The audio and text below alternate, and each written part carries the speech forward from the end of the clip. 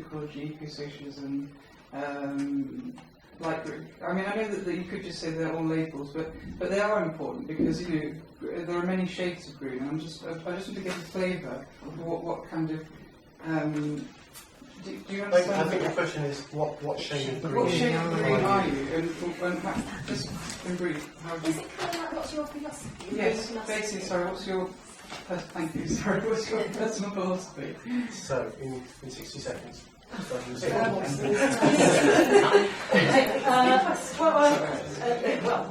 come from a left-wing background, so I'm always that came first, and then I also got into the ecology.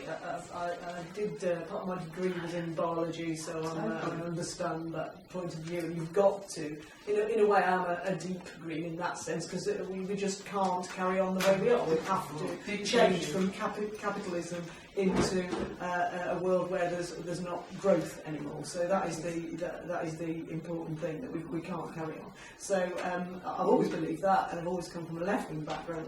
But on the other hand, because I'm an elected councillor, I do understand that we have to be pragmatic about things as well. So I'll represent all views really to a certain extent within the Green Party.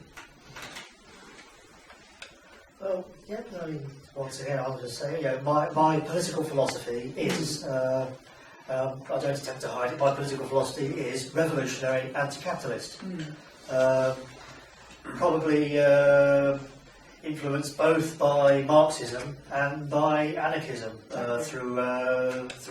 I started off as a Marxist and I spent a lot of time around people who would describe themselves as anarchists.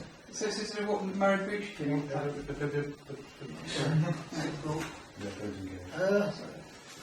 I think if you go back to the original writings of Marx and so on, then they really deserve to be actually called eco-socialist. Eco-socialism really is just socialism. It's not treating the planet as a commodity and not treating people as a commodity either. Thank you.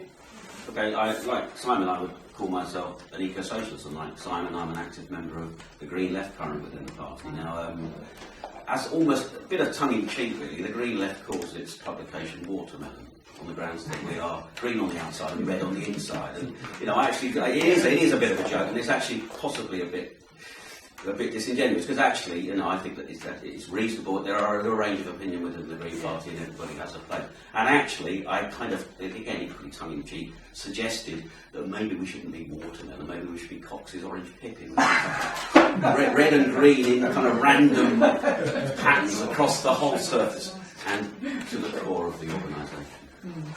But yes, I'm on the left. I regard the Green Party as being Britain's foremost left-wing party, and we should be appealing on that basis. And we can win a seat in the East Midlands on the basis of eco-socialism. I would also say I'm on the left. If it was down to me, we would get rid of capitalism and we would have a socialist society where no humans and not the environment are exploited in order to make some individuals richer.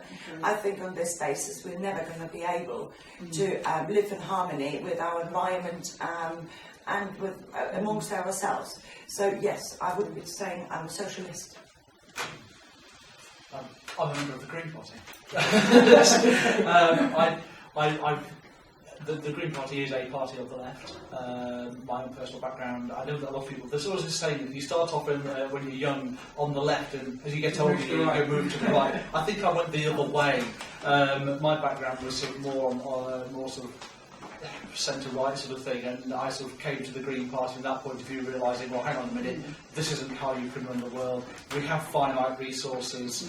It's an inequitous way of operating an economy. This isn't right. We have to do it a different way.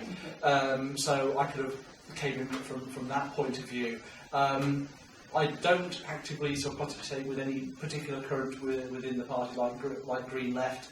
I completely understand where they're coming from. I sympathise with the point of view, but having been elected, I do understand that there is a pragmatic way forward, and you can't always get what you want. And sometimes it's a case of saying, well, okay, the glass is half full. you've got to go forward with what you've got and do the best you can. And I think that, you know, if elected, it's really important that we all work as a party to say, this is a left agenda, we can push this, and we have a radical agenda that is different to the other main parties, regardless of what their original background was. Thank you.